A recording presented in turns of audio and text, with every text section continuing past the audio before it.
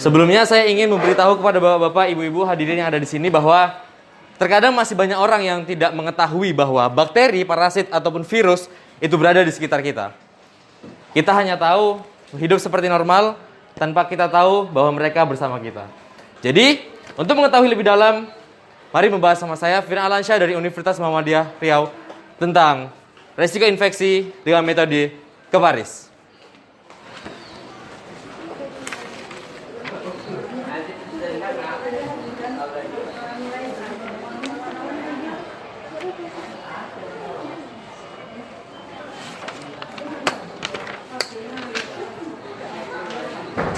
Nah, teman-teman semua, ibu-ibu, bapak-bapak yang ada di sini, secara teori, infeksi itu disebabkan oleh organisme. Biasanya disebabkan oleh bakteri, virus, parasit, dan bentuknya itu sangat kecil, mikroskopik.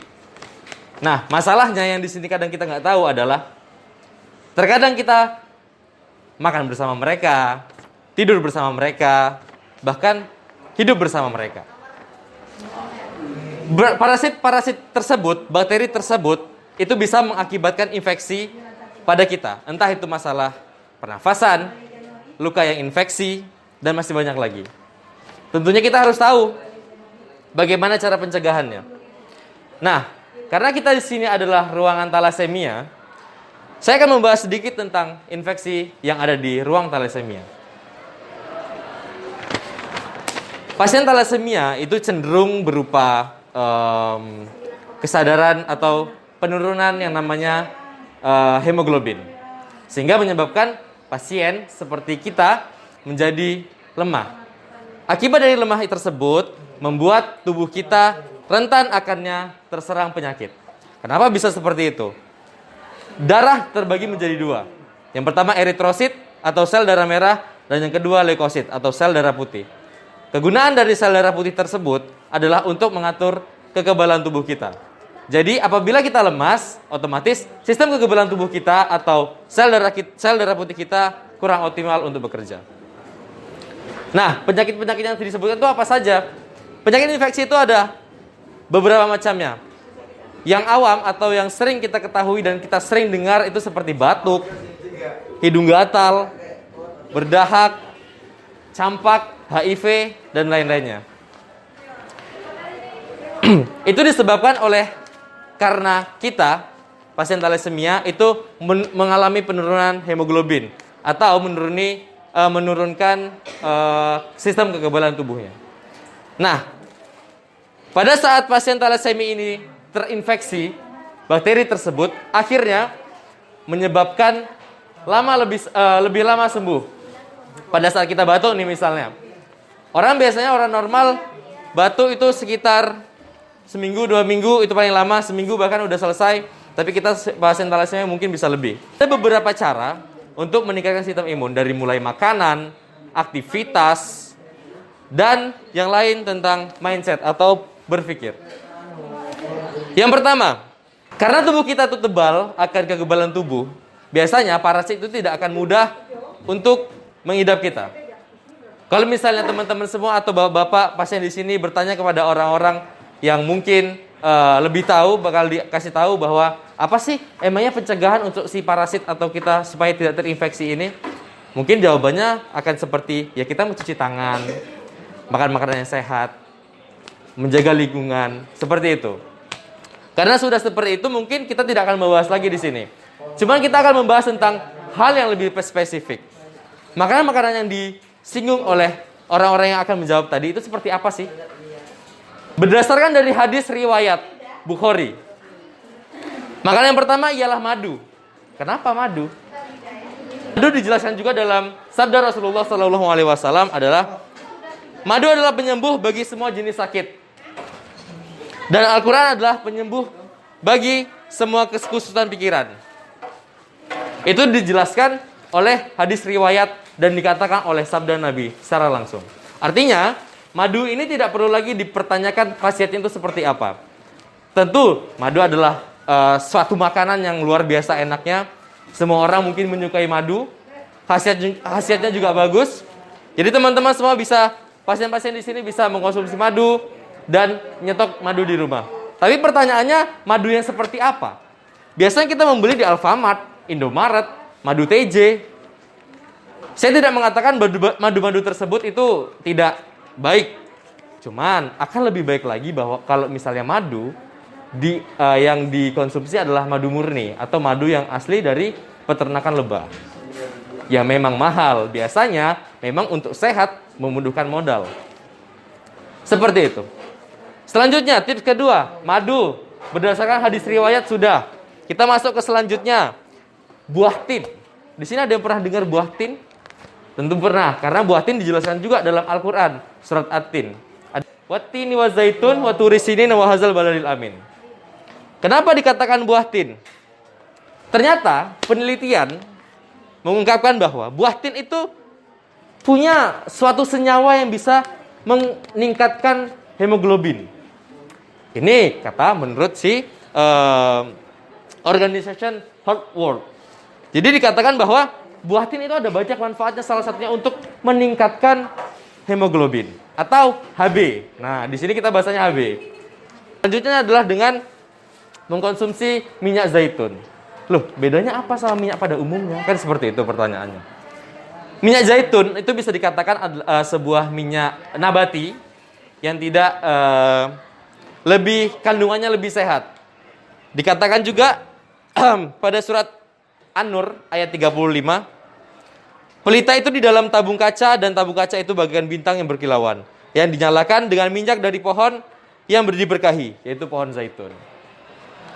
Dari surat tersebut kita bisa mengambil satu pandangan bahwa minyak zaitun yang di sini dimaksud adalah buah yang berkhasiat, yang baik. Nggak sembarangan buah yang dikatakan dalam Al-Quran itu adalah buah yang seperti konotasinya negatif. Tapi biasanya udah disebut dalam Al-Quran itu adalah buah-buah yang memiliki khasiat dan manfaat yang berlebih. Jadi gimana? Apakah tidak boleh menggunakan minyak goreng biasa? Ya tentu boleh. Cuman apabila pasien di sini, ibu-ibu, bapak-bapak ingin menjadi lebih sehat atau keluarganya lebih sehat, konsumsi minyak zaitun secara optimal. Tidak untuk menggoreng bakwan, tapi pada saat menumis. Karena khasiatnya akan beda kalau dibuat banyak gitu. Selanjutnya, buah pisang. Siapa yang menyangka bahwa buah pisang itu adalah salah satu dari buah yang disebutkan dalam Al-Quran? Buah pisang, tepatnya pada surat Al-Waqiah ayat 27, artinya adalah, dan pohon pisang yang bersusun-susun buahnya. Tadi saya katakan bahwa buah yang sudah dikatakan dalam Al-Quran itu memiliki khasiat yang luar biasa. Termasuk buah pisang ini. Di dalam buah pisang ada karbohidrat. Karbohidrat itu bisa didapatkan dari nasi. Tapi di buah pisang kandungan karbohidratnya lebih tinggi dan itu alami. Dan itu karbohidrat gunanya untuk tubuh kita adalah meningkatkan energi. Setelah kita meningkatkan energi, otomatis sistem kekebalan tubuh kita otomatis lebih meningkat dari yang sebelumnya. Dan di dalam, kita balik lagi ke minyak zaitun. Dan di dalam minyak zaitun juga, tadi juga saya mengatakan berbeda dengan minyak goreng pada yang lainnya tadi. Kenapa? Salah satunya adalah kandungan antioksidan. Bapak-bapak, ibu-ibu di sini harus jadi garis bawahi. Antioksidan itu sangat penting dan sangat bagus sekali untuk tubuh. Lah kenapa? Begini caranya. Antioksidan ibarat kepala kita yang pakai helm. Jadi antioksidan adalah helmnya. Si sel itu adalah kepala kita. Pada saat kita mengkonsumsi makanan ataupun buah-buahan yang mengandung antioksidan yang tinggi, otomatis sel-sel yang tadi rentan akan dilapisi antioksidan dan tidak mudah rusak. Jadi sel-sel yang ada di tubuh kita ini jadi lebih lama dan lebih optimal bekerjanya. Seperti itu. Tadi saya mau menggunakan infocus untuk menunjukkan sebuah gambar referensi seperti ini antioksidan. Jadi di sini bagian sel kita, antioksidan itu adalah helmnya. Jadi pada saat di sel itu ada radikal bebas atau ada dari ibaratnya kita virus dari luar lah. Antioksidan inilah yang akan memakan si virus tersebut agar supaya sel kita terlindungi. Seperti itu. Nah, selanjutnya tadi kita sudah membahas tentang makanan. Ada madu, buah tin, pisang, bahkan minyak zaitun. Kita bahas tentang pola hidup sehatnya atau aktivitas. Meningkatkan sistem kekebalan tubuh itu nggak semerta-merta hanya dari makanan. Kita bisa menggunakan beberapa olahraga ringan. Untuk pasien kita thalassemia, teman-teman semua penderita thalassemia, olahraga yang dimaksud di sini bukan yang main bola, bukan yang main volley, tapi olahraga ringan seperti yoga. Yoga, ada yang pernah dengar yoga, ibu-ibu, bapak-bapak? Jadi yoga itu adalah olahraga yang dimana menggabungkan tentang pikiran dan hati. Dan fisik maksudnya. Pikiran dan fisik. Jadi pada saat kita melakukan yoga secara rutin, olahraga secara rutin, nggak perlu banyak-banyak. Cukup 75 menit dalam 1 minggu. Kalau kita bagi menjadi 7 hari, artinya 10 menit per hari. Dalam 10 menit per hari, kita bisa menghasilkan sistem imun yang lebih tebal lagi. Kenapa dikatakan seperti itu? Ternyata datanya seperti ini. Dikatakan pada Institute of Health bahwa pada saat kita berolahraga, kita membuang bakteri-bakteri jahat pada saat pernafasan. Kan kita ini olahraga nih kan, otomatis kan jantung kita bernafas lebih cepat, berdetak lebih kuat. Pada saat pernafasan atau pada saat ekspirasi atau membuang nafas, kita membuang bakteri-bakteri jahat yang ada dalam tubuh kita. Jadi membantu membuang bakteri-bakteri jahat dalam melakukan yoga. Nah, selanjutnya apakah olahraganya cuma hanya yoga saja? Tidak. Bisa jalan pagi, jalan sore. Apalagi kalau misalnya kena namanya matahari pagi atau matahari sore. Seperti itu. Selanjutnya, tadi udah kita mengatakan tentang makanan. Ada madu, buatin, zaitun, sama pisang. Olahraganya juga ada, yaitu yang olahraga yoga sebagai referensi. Selanjutnya kita tentang mindset yang tadi saya katakan. Atau menjaga pikiran kita supaya tetap positif. Kenapa harus tetap positif? Pada saat kita berpikir secara optimis atau positif, tubuh kita akan menghasilkan yang namanya hormon dopamin atau hormon kebahagiaan. Pada saat kita bahagia, otomatis kita tidak stres. Pada saat kita stres, maka sistem kekebalan tubuh kita ini bergelonjak. Parasit, virus dari luar mungkin bisa aja menginfeksi kita. Maka dari itu, berpikirlah positif. Contohnya seperti apa? Sabar. Kenapa harus sabar? Ada beberapa hal yang nggak bisa kita sabari. Contohnya ada yang bertanya seperti itu. Pada saat saya membeli gorengan, ada yang menyerobot antrian saya untuk mengambil gorengan. Contohnya seperti itu.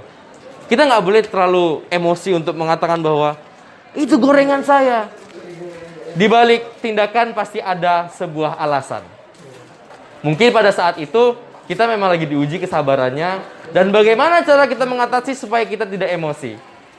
Bahasa awam kita mengatakan bahwa dengan teknik nafas dalam. Atau bahasa medisnya adalah teknik relaksasi. Apa itu? Seperti ini. Pada saat emosi yang bergejolak, sangat penting untuk kita mengatur nafas kita. Contoh nih, pada saat kita emosi. Pada saat emosi nih, kita bernafas seperti ini. Otomatis kita bakal lebih rileks. Kenapa? Ada penjelasan secara ilmiahnya. Pada saat kita bernafas relaksasi atau bernafas secara perlahan dan teratur, ternyata di otak kita akan dilepaskan oksigen lebih banyak. Artinya, dalam otak kita akan menjadi lebih adem dan emosi pun bisa lebih mereda. Pada saat kita emosi pada seseorang atau kita pada marah pada seseorang, alangkah lebih baik kita menahan untuk tidak marah. Tahan 10 detik saja, insya Allah tidak akan jadi marah. Cuman di beberapa saat mungkin kita harus melepaskan amarah atau emosi kita ke sesuatu, ke pelampiasan. Di dalam Al-Quran juga kita diperintahkan untuk husnuzon atau berprasangka baik.